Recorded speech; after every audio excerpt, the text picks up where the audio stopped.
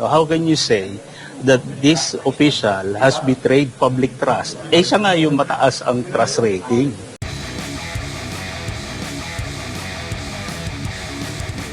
Sir, mahaba na yung ginugol nating oras. As of the moment, sa ating panayam, 5 p.m. na. Start tayo ng 2. Isang witness pa lang. Anong masasabi mo doon, sir?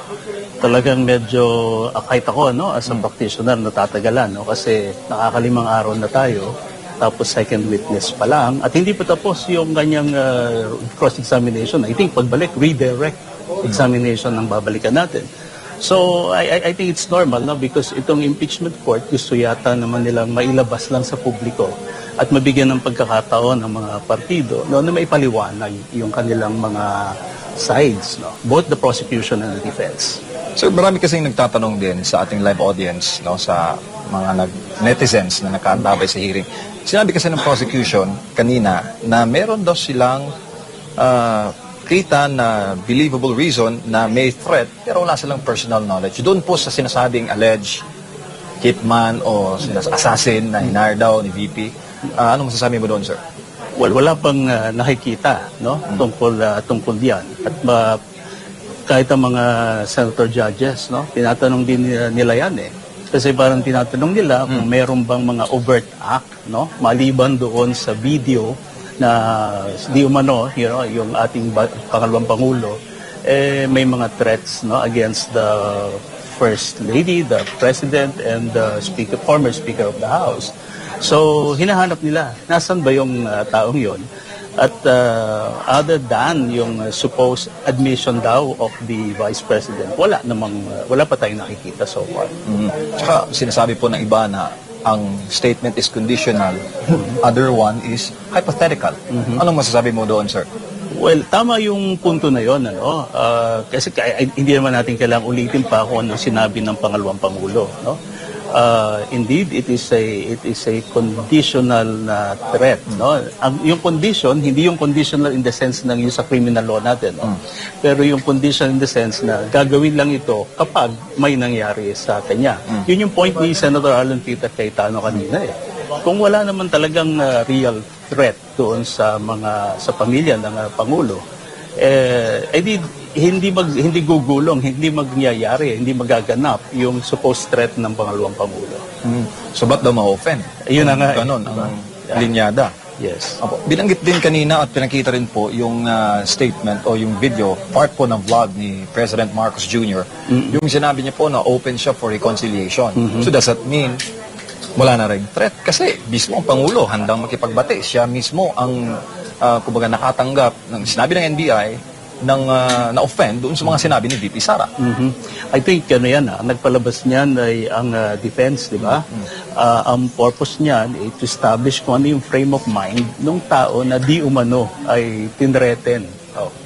Kung yung tao mismo na yon, no, ay nagsasabi na siya ay open to reconciliation, no, di nagpapahayag yon ng kawalan ng sa isip, no, ng di umano'y tinreten na meron talagang seryosong banta sa kanilang buhay. Otherwise, hindi ka magiging ganong reconciliatory kung lalo na't sinasabi nitong testigo na continuing daw yung kanilang assessment. Di ba? So in legal theory, binanggit kasi ni Attorney Alan Peter Cayetano, Senator Judge, na may thin line lang between warning and a threat. Warning and a threat. Anong masasabi mo dun, sir? May thin line. Ano po yung ibig niya sabihin? Hindi ko masyado ma-appreciate ang punto ni Senator Alan doon. No? I think it's very technical. No? Kasi kung ano ba yung warning mo? Okay, na-warningan ka, pinapasabihan ka ng pauna na, no?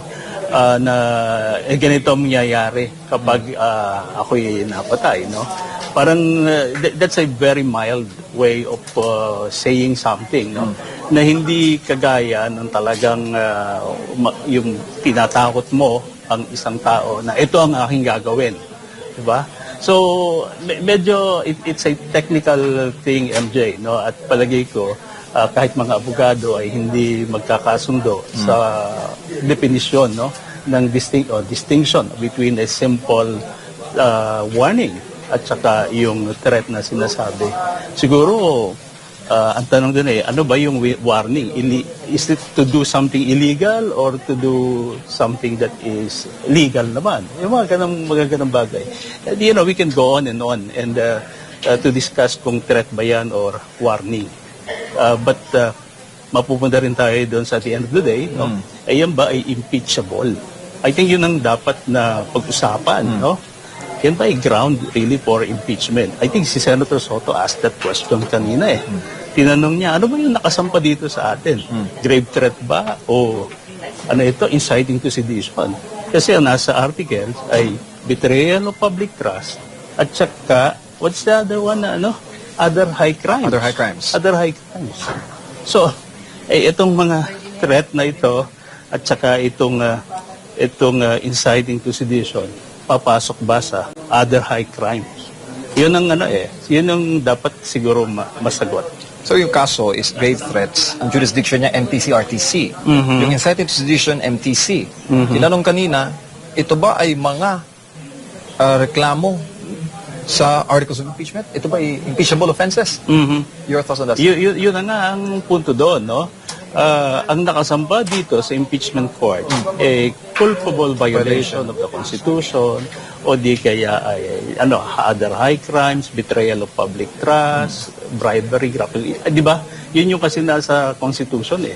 Hindi naman nakalagay doon grave threats or inciting to sedition. So, the prosecution has to link itong grave threat na ito at saka yung inciting to sedition, whether this constitutes other high crimes or betrayal of public trust. Sir, inciting to sedition can be determined through social media comments. Nabanggit po kanina ng prosecution. Pero sila nakita nila na, ito, matinding, may banta to. Inciting to sedition. Social media comments, sir. Your thoughts?